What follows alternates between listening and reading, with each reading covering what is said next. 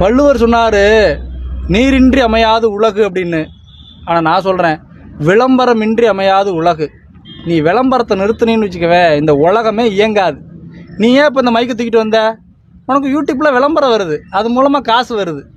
காசு கிடச்சா போதும்ப்பா, என்ன வேணால் விளம்பரம் போடுவாங்க, அதன் மூலமாக என்னத்தை வேணால் திருடுவாங்க மக்கள்கிட்ட இருந்து.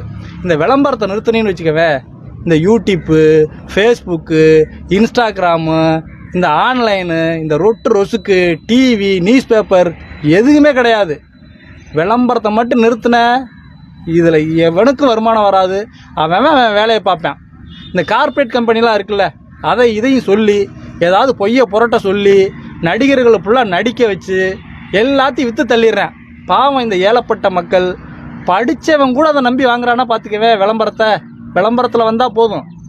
ரொம்ப கவலையாக இருக்குப்பா எங்களுக்கெல்லாம். நீங்கள் ஒன்றும் சிந்திக்க மாட்டேன்றீங்க. ஏன், எப்படி சிந்திப்பீங்க நீங்கள்? உங்கள் மூளையை தான் நீங்கள் கடன் கொடுத்துட்டீங்களா ஒரு முதலாளிக்கு? எங்களை மாதிரி இப்படிலாம் சிந்திக்க முடியுமா? நாங்கள் வெட்டி இல்லாமல் வேலை இல்லாமல் இருக்கோம், சிந்திக்கிறோம், இப்படிலாம் சிந்தனை வருது. ஆனால் நீங்கள் இதை பற்றி கவலைப்படுறதில்ல. என்ன போட்டாலும் வாங்குறீங்க, அதில் என்ன சொல்கிறாங்களோ அதை வாங்கி திங்கிறீங்க. இப்படிலாம் இருந்தால் உங்களுக்கு தானப்பா நோய் நொடி வரும். பிச்சைக்காரன் எங்களுக்கு என்ன நோய் நொடி வரப்போகுது? நாங்கள் குளிக்க தேவையில்லை, பல்லு விளக்க தேவையில்லை, சும்மா ரோட்டில் தூங்குவோம், எங்களுக்கு ஒரு நோய் நொடி வராது. உங்களுக்கு தான் வந்து பல்லு விளக்குனா பல்லு வலி வரும், பல்லில் பிரச்சனை வரும், சோப்பு போட்டு குளிச்சிங்கன்னா தோல் வியாதி வரும், எல்லா வியாதியும் உங்களுக்கு தான் வருது. இப்போ விளம்பரத்தால் தான் மக்கள் நாசமாக போகிறாங்களாயா? ஆமாப்பா, இந்த விளம்பரத்தால் தான் மக்கள் நாசமாக போகிறாங்க. மக்கள் மட்டும் இல்லைப்பா, இந்த விளம்பரத்தால் தான் உலகமே நாசமாக போயிட்டுருக்கு. உனக்கு ஒன்று தெரியுமா? இந்த 7 நாளில் சிவப்பளவாகும்னு ஒன்று போடுறான் தெரியுமா? அது பேரெல்லாம் தெரியல எனக்கு. ஓ, அந்த பேரளவுலிய ஆப்பிரிக்காவில் போய் போடுங்க பார்ப்போம், சிரிப்பு வராது. 7 நாளில் உங்கள் முகம் சிவப்பாகி விடும்னு ஒரு விளம்பரத்தை போடுறான். அதை பார்த்துட்டு மக்கள் வாங்குறாங்க. அவனுக்கு எவ்வளவு லாபம் தெரியுமா? எவ்வளவு கோடி லாபம் தெரியுமா? லட்சக்கணக்கான கோடிகள் லாபம். ஒரே ஒரு விளம்பரத்தை வச்சு எடுத்துகிட்டு போயிடறான். மக்கள் வாங்கி வாங்கி போட்டு என்னைக்காவது ஒரு நாள் சிவப்பாயிட மாட்டோமா, என்னைக்காவது ஒரு நாள் சிவப்பாயிட மாட்டோமான்னு வாங்கிக்கிட்டே இருக்காங்க. அவனு பேரை மாற்றி மாற்றி எதையாவது ஒன்று போட்டு விற்றுக்கிட்டே இருக்கான். இதே விளம்பரத்தை ஆப்பிரிக்காவில் போய் போட்டால் ஆப்பிரிக்காக்காரன் சிரிப்பான். ஏன் அவனை போய் சிவப்பாக்க வை பார்ப்போம், முடியுமா? முடியாது. இன்னொன்று சொல்கிறேன் கேளு. இதுக்கு முன்னாடி ரொம்ப நாளைக்கு முன்னாடி ஒரு விளம்பரம் வந்துச்சு, உங்களுக்குலாம் தெரியுமா என்னன்னு தெரில. எருவாமேட்டின்னு. ஆமாம், தெரியுங்கய்யா. உங்கள் தலையில் உடனே முடி வளர்ந்து விடும் 3 மாதத்தில்னு அமேசான் காடுகளிலிருந்து கொண்டு வந்து எடுக்கப்பட்ட அரிய வகை மூலிகை. இதே டயலாக தான் சொல்லுவாங்க. இப்போ இந்த எருவாமேட்டின் எங்கே போச்சு உங்களுக்கு? அதாவது சொல்கிறேன், நான் விளம்பரத்தை பற்றி சொல்கிறேன்.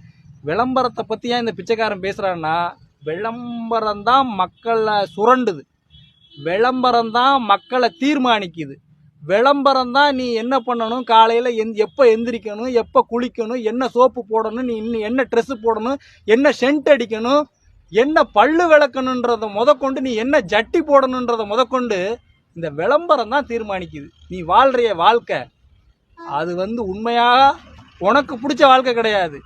கார்ப்பரேட் நிறுவனங்கள் உன்னை இப்படித்தான் வாழ வைக்குது. அவன் என்ன நினைக்கிறானோ அந்த வாழ்க்கையை தான் நீ வாழ முடியுமே தவிர நீ நினைக்கிற வாழ்க்கையை வாழவே முடியாது. அவங்க சொல்கிற வாழ்க்கையை தான் இப்போ இருக்கிற எல்லா மக்களும் வாழ்ந்துட்டு இருக்காங்க. அதை விட்டு வெளியில் வரணும்னா உன் தாத்தன் பாட்டெல்லாம் வாழ்ந்தான் பார்த்தியா, அப்படி வாழணும். அப்படி வாழ்ந்தாதான் நீ வந்து ஆரோக்கியமாகவும் வாழ முடியும், நோய் நொடி இல்லாமையும் வாழ முடியும்.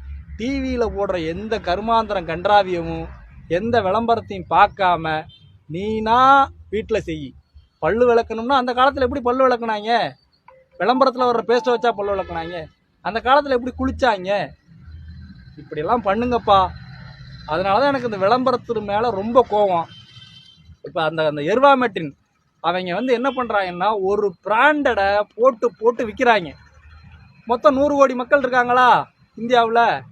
அதில் எப்படியாவது இழிச்ச வாங்க 1 கோடி பேர் அந்த எருவாமேட்டினை வாங்கி தேய்ப்பேன்.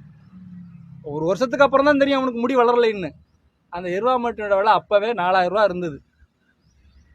4000 ரூபா இருந்த எருவாமேட்டினை 1 கோடி பேர் வாங்கினா 4000 கோடி. எல்லாரும் தேய்ச்சி பார்த்துட்டு முடி வரலன்னு போயிடுவாங்க. திரும்ப அவனே 1 வருஷம் கழித்து வேற ஒரு பேரை போட்டு திரும்ப உங்களது வழுக்கை தலையில் முடி வளரும்னு விற்பான். திரும்பவும் அதன் மூலமாவது வளர்ந்துராதா? அப்படின்னு திரும்பவும் வாங்க ஆரம்பிப்பாங்க. இதுதான் மக்கள்.